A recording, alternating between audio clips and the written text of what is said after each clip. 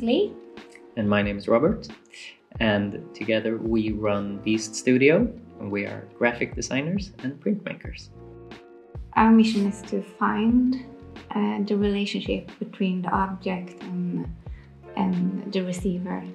For us, design is a lot about the people who are supposed to interact with our design, but also the materials.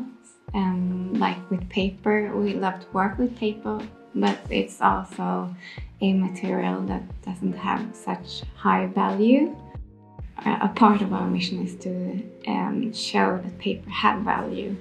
So we are constantly very inspired by different processes and materials, and the act of designing and printing gives ideas for future projects as well. But also just from conversation. You talk with someone and some part of that gets stuck in the back of your head and later comes out as like, oh wait, this is something I can do a graphic representation of. To make a Risa print, there are a few steps to go through. So you start by figuring out what are the colors I'm going to use, and do I know how they interact with one another? Because the inks are translucent and so they will mix when you print them over one another. Yeah, and then there are the usual graphic design considerations to be made, like the typography, type size, image size, all that stuff. After you're all set with your original, we send it to the machine digitally, or we can scan it in the top.